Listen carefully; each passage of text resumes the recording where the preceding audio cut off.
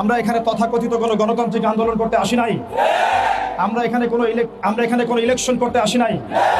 আমরা এখানে নতুন কোনো রাজনৈতিক দল ঘোষণা করতে আসি নাই। আমরা এখানে কোনো রাজনৈতিক দলের লেজুর বৃত্তি করতেও আসি নাই। আমরা যারা এখানে হাজির হয়েছি একমাত্র আল্লাহ এবং তার রাসূলের মহব্বতে হাজির হয়েছি। আমরা যারা এখানে হাজির হয়েছি শুধুমাত্র এক আল্লাহ এবং তার রাসূলের প্রেমে হাজির হয়েছি। আমরা বাংলাদেশের মধ্যে খেয়াল করে দেখছি, অভ্যুত্থান হচ্ছে, সংবিধান সংস্কার হচ্ছে, নতুন রাজনৈতিক দল গঠন হচ্ছে, ইন্টারনাল অনেক মিটিং হচ্ছে, অনেক মিছিল হচ্ছে, পলিসি মেকিং হচ্ছে, এবং আমরা দেখছি নির্বাচনের প্রস্তুতি চলছে। কিন্তু 16 কোটি বাঙালির, 16 কোটি মুসলিম দেশের, 16 কোটি মুসলিম জনতার এই বাংলার মাটিতে সাতেমে রাসূলদের বিচারের কোনো ব্যবস্থা গ্রহণ করা হচ্ছে না। তার মানে কি আমরা ধরে নিব যে সাতেমে রাসূল এই ইস্যুটি এবং মুরতাদ এই ইস্যুটি, ব্লাসফেমির এই ইস্যুটি আপনাদের কাছে রাজনীতি, অর্থনীতি, সংস্কৃতির চাইতে গৌণ বিষয়? আমরা কি এটা ধরে নিব যে রাসূলুল্লাহ সাল্লাল্লাহু আলাইহি ওয়াসাল্লামের শানের খেলাফ কথা বলা, তার বিরুদ্ধে বক্তব্য দেয়া, লিখনি স্থাপন করা এবং তার বিরুদ্ধে অবস্থান নেওয়া, এটা আপনাদের রাজনীতি, অর্থনীতি, শিক্ষা, সংস্কৃতির চেয়ে বেশি গুরুত্বপূর্ণ? যদি এটা আপনারা প্রচার করতে চান এবং এটা প্রমাণ করতে চান, তাহলে বাংলার তাওহীদের জনতা কিন্তু চুপ করে বসে থাকবে না।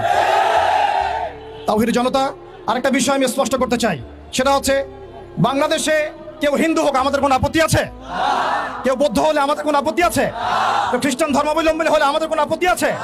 কেউ যদি নাস্তিকও হয়ে যায় আমাদের কোনো আপত্তি নাই।